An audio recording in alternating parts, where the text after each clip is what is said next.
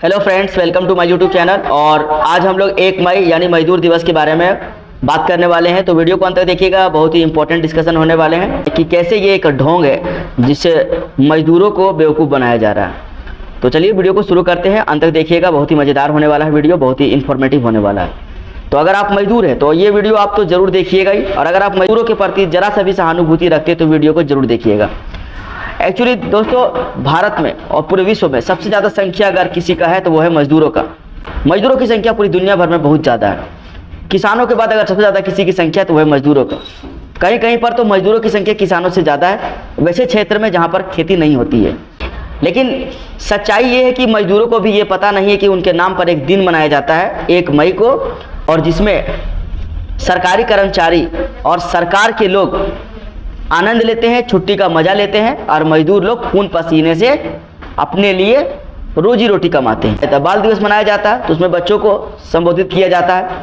Teacher day जब मनाया जाता है तो टीचरों को संबोधित किया जाता है, सम्मानित किया जाता है। लेकिन जब मजदूर दिवस मनाया जाता है तो सिर्फ सरकारी अफसर और सरकारी कर्मचारी लोग मौज और मस्ती करते हुए नजर आते हैं अपने घर और परिवार के लोगों के साथ। उन्हें छुट्टी दिया जाता है और वो अपनी छुट्टी वो आनंद लेते हैं। मजदूरों को क्या मिलता है? ठीक है, मजदूर जो होता है उसको सबसे ज़्यादा शोषित वर्ग में रखा जाता है। मजदूरों को ये बताया जाता है, पूरे देश भर के लोगों को ये बताया जाता है कि देखिए, शोषित वर्ग अलग है। शोषित वर्ग यानी दलित हो गया, पिछड़ा हो गया, आदिवासी हो गया। लेकिन सही बात बता रहा हूँ, शोषित वर्ग वो है जो मजदूरी कर रहा है, जो किसान है। उसमें जातिवाद का कोई लेना देना नहीं। जातिवाद के नाम पर आज शोषण नहीं हो रहा। आज सबसे ज़्यादा शोषण मजदूर के नाम पर हो रहा है और किसानों को होता है। मजदूर और किसानों के साथ हो रहा है। कैसे हो रहा है देखिए, आप सबको पता है जब जिस रोड पर आप चलते हैं उस रोड पर खून और पसीने से मजदूरों ने बनाया। आप जिस बिल्डिंग में पढ़ते हैं, अपने बच्चों को पढ़ाते हैं, उस बिल्डिंग्स में भी मजदूरों ने अपना खून और पसीना बहाया है। आप जिस अस्पताल में, जिस बिल्डिंग में जाकर अपना इलाज कराते हैं, उस अस्पताल को भी मजदूरों ने अपने खून और पसीनों से सींचा है। आप जहाँ कहीं भी आनंद ले रहे हैं या जहाँ कहीं भी आप स्थित हैं, वहाँ पर मजदूरों का हाथ है। यहाँ तक कि आप अगर खाना भी खा रहे हैं तो उसमें भी मजदूरों का बहुत बड़ा हाथ है, तब आपके घर तक खाना पहुँच रहा है, नहीं तो खाना नहीं पहुँच रहा। तो मजदूर जो है सो वो आज हमारे देश में, पूरे विश्व में इस तरीके से फैले हुए हैं जैसे कि हवा और पानी फैला हुआ, और वो इस तरीके से अपना योगदान दे रहे हैं जैसे सूरज रोशनी दे रही है और जंगल ऑक्सीजन दे रहा है। उसी तरीके से मजदूर भी दिन रात मेहनत करके आपके दैनिक जीवन को बेहतर बनाने के लिए अपना खून पसीना बहा रहा है। लेकिन उनको क्या मिलता है? उनके बच्चों को, जिस बिल्डिंग को उन्होंने अपने खून पसीने से बनाया, स्कूल बनाया, स्कूल का नाम दिया गया, खून पसीने से जिस बिल्डिंग को बनाया उसको स्कूल का नाम दिया गया, और उस स्कूल में उसके बच्चे नहीं पढ़ पाते। और अगर उस स्कूल में बच्चे अगर पढ़ रहे हैं तो वो सरकारी स्कूल में पढ़ रहे हैं जहाँ पर उसे गुणवत्तापूर्ण यानी अच्छी क्वालिटी की शिक्षा नहीं मिल रही है। अच्छा, जिस बिल्डिंग को उन्होंने खून पसीने से बनाया, जो बाद में हॉस्पिटल बना या हॉस्पिटल कहलाया, वहाँ पर उनके बच्चों को और उनके परिवार को अच्छी इलाज नहीं मिल रही है। क्यों नहीं मिल रही है? क्योंकि वो प्राइवेट है, प्राइवेटाइजेशन हो चुका है। और सरकारी स्वास्थ्य का क्या हालात है ये आप सबको पता है, वहाँ इलाज कितनी अच्छी होती है ये सब पता है। यानी प्राइवेट हॉस्पिटल में भी मजदूरों का इलाज नहीं करा पा रहा है, उसका आनंद नहीं ले पा रहे हैं। बड़े बड़े रोड्स, आपका एक्सप्रेसवे, हाईवे, इन सब में भी मजदूरों ने अपना खून पसीना लगाया है। लेकिन बदले में वो किस पर चलते हैं? वो साइकिल से चलते, और साइकिल पर चलते हुए एक तेज रफ्तार कार, तेज रफ्तार गाड़ी उनको कुचल कर चली जाती है, क्योंकि उसकी जो जान है, उसकी जो खून है, उसकी कोई कीमत नहीं।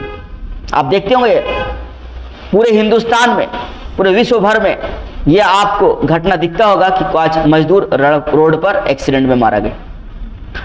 आप देखते होंगे कि जिस भवन को मजदूरों ने अपने खून पसीने से बनाया, सींचा, वहाँ उनके बच्चों को नौकरी नहीं मिल रही है। क्यों? क्योंकि उन्होंने अपने बच्चों को अच्छी क्वालिटी का एजुकेशन नहीं दिला पाया। क्यों? क्योंकि आज एजुकेशन को खरीदा जा रहा है। आज उच्च क्वालिटी के एजुकेशन को कॉन्वेंट स्कूलों में, प्राइवेट स्कूलों में बेचा जा रहा है, और वहाँ पर लोग अच्छी पैसा दे करके खरीद रहे हैं, और कुछ लोग तो डायरेक्ट नौकरी खरीद ले रहे हैं, जिसकी वजह से मजदूर और किसान के जो बच्चे हैं वो आज बड़े बड़े ऑफिस में नौकरी भी नहीं कर पा रहे। यही हालात है हमारा। बड़े बड़े बैंकों में जहाँ पर मजदूर जाता है तो मजदूर को लाइन लगना पड़ता है, जहाँ पर मजदूर बैठ करके नौकरी नहीं कर पाता। उनके बच्चे नौकरी नहीं कर पा रहे हैं। कारण क्या है कि उन्होंने अपने बच्चों को उस लायक का एजुकेशन नहीं दे पाया, क्योंकि ऐसा सिस्टम बना दिया गया है कि education is for rich person, quality education is for only rich person, education for all ये तो कहा गया है, but quality education is only for someone else, that is for rich person और wealthy person, जिसके पास डॉलर्स है, जिसके पास बहुत सारा पैसा है, वो डोनेशन के नाम पर अच्छी कॉलेजों में एडमिशन ले रहा है, वो जाकर के नीट का सीट को खरीद रहा है, वो जाकर के जेई में सेटिंग करा रहा है, जाकर के जेई में अच्छी कोचिंग कर रहा है, जेई के लिए अच्छी कोचिंग कर रहा है, कोर्स खरीद रहा है और फिर वहाँ से जाकर के अपने बच्चों को बेहतर यूनिवर्सिटी और कॉलेज में पढ़ा रहा है। मतलब मजदूर इन सबसे वंचित है। अब देखिए, मजदूर जब कोई साइंटिस्ट या जब कोई इन्वेंटर जब कोई चीज़ इन्वेंट करता है तो उनको उनका रॉयल्टी दिया जाता है। जब तक वो दुनिया में रहते हैं, जब रहने के बाद भी उनको रॉयल्टी मिलता है। लेकिन मजदूर जब मजदूरी करके दुनिया से चला जाता है, जब वो बड़े बड़े भवन बना करके दुनिया से चला जाता है, तो उसको जाने के पहले और जाने के बाद भी कुछ नहीं मिलता है, ना उनके परिवारों को कुछ दिया जाता है। मजदूर का जो मौत होता है वो सड़क पर हो जाता है। मजदूर का जो मौत होता है वो किसी हॉस्पिटल में हो जाता है इलाज के अभाव में। मजदूर का जो मौत होता है वो किसी भवन से गिरने के बाद हो जाता है, क्योंकि वहाँ पर उन्हें सेफ्टी नहीं दिया गया था।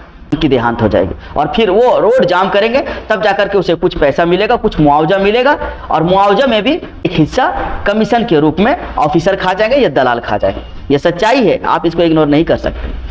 भले मैं एक कॉमन आदमी हो, मेरी बातों को आप नहीं ध्यान दे रहे होंगे, but this is the practical reality and this is the ground reality. You can not ignore this is the fact. ये जो मैं कह रहा हूँ वो फैक्ट है। अब देखो कैसे दुनिया को और दुनिया के मजदूरों को बेवकूफ़ बनाया जाता है। जब कभी भी रिजल्ट आता है, एकेडमिक रिजल्ट आया, मैट्रिक का, इंटर का, या फिर क्लैट का रिजल्ट आया, जेई का रिजल्ट आया, ये वो दिस दैट, किसी का भी रिजल्ट आया, तो वहाँ पर किसी एक बच्चे का जो मजदूर घराने से बिलोंग करता, वहाँ पर पूरी दुनिया में बड़े बड़े फ्रंट पेज में छाप दिया जाता है कि देखिए मजदूर का बच्चा ये बना, मजदूर का बच्चा वो बना। लेकिन कितनी संख्या में बनते हैं? 1-2 ठो रहते हैं। उनकी संख्या 1 और 2 रहती है, और ये 1 और 2 जो संख्या है ना, वो सिर्फ मजदूर वर्ग को बेवकूफ़ बनाने के लिए होता है, ताकि मजदूर वर्ग सब्र कर ले, मजदूर वर्ग को कॉन्फिडेंस मिले, हौसला मिले कि हमारे बच्चे और टॉपर बन रहे हैं। बट उनकी संख्या कितनी है, इस पर कभी ध्यान नहीं दिया जाता। ये बेवकूफ़ बनाने के लिए एक षड्यंत्र रचा जाता है, ताकि एक बहुत बड़े वर्ग को खुश रखा जा सके। क्योंकि अगर ये बड़े वर्ग, अगर ये मजदूर वर्ग एक दिन भी स्ट्राइक कर देना, तो पूरा हिंदुस्तान और पूरी दुनिया तो रुक जाएगी, पूरी दुनिया भूखे मर जाएगी, पूरी देश भूखा मर जाएगा। अगर मजदूर को जिस दिन ये एहसास हो जाएगा कि मैं सरकार को और मैं देश को उतना ही योगदान दे रहा हूँ जितना बाकी लोग दे रहे हैं, लेकिन बाकी लोगों के लिए अच्छी पेंशन का व्यवस्था किया गया, अच्छा स्कूल का व्यवस्था किया गया, अच्छा हॉस्पिटल का व्यवस्था किया गया है, और हमारे बच्चों के लिए सरकारी स्कूल का में खिचड़ी खिलाया जाता है, हमारे बच्चों को, हमारे परिवार को सरकारी हॉस्पिटल में दवा नहीं मिल रहा है, वहाँ पर बेड नहीं मिल रहा है। लेकिन लीडरशिप की कमी है, मजदूरों में भी लीडरशिप की कमी है।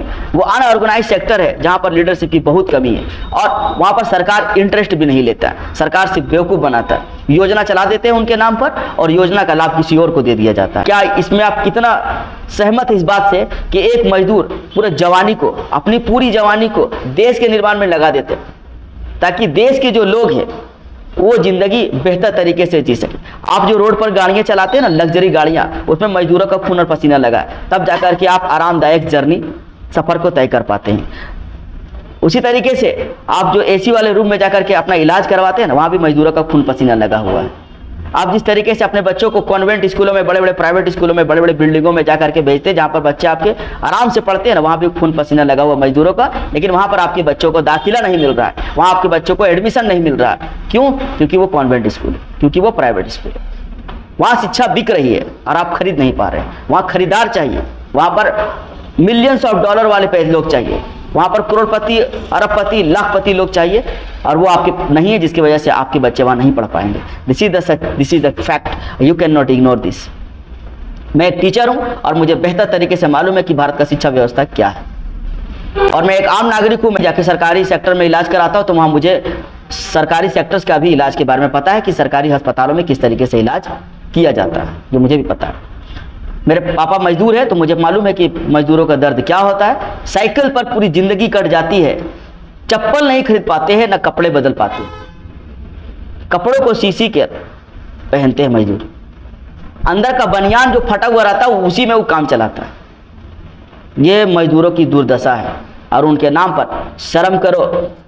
आप लोग जो छुट्टी मना रहे हो आज, शर्म करो। You need to shame on you. लानत है आप पर। मजदूरों के नाम पर आप छुट्टी मना रहे हो, मौज मस्ती कर रहे हो। लानत है। सरकार को भी लानत है। और मैं सरकार को, अगर सरकार ये वीडियो देख रहा है तो मैं सरकार को ओपन चैलेंज करता हूं कि सरकार एक भी ऐसा योजना बताए जिसमें मजदूरों के हक में फैसला लिया जाता है। मजदूर रोड पर मर जाता है, कमीशन खोर उसका मुआवजा खा जाता है और उसके घर के बच्चे बेघर हो जाते हैं।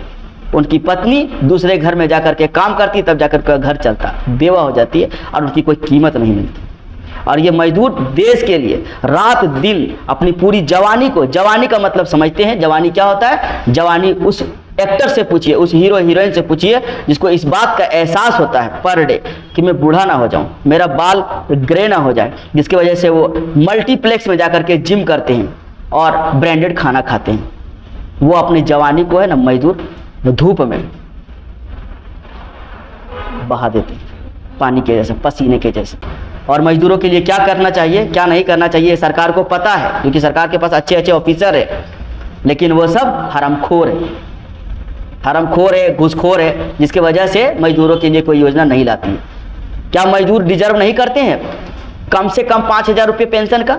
जब आप सरकारी टीचर्स को 60,000 50,000 रुपये पेंशन दे सकते हैं तो क्या वो मजदूर डिजर्व नहीं करते कि उसको 5,000 रुपये पेंशन दिया जाए? जब उनकी उम्र 55 साल से ज़्यादा हो जाए तो एक मुश्त राशि उन्हें भी दिया जाए, ताकि वो एक मुश्त राशि से अपनी जीविका चला सके।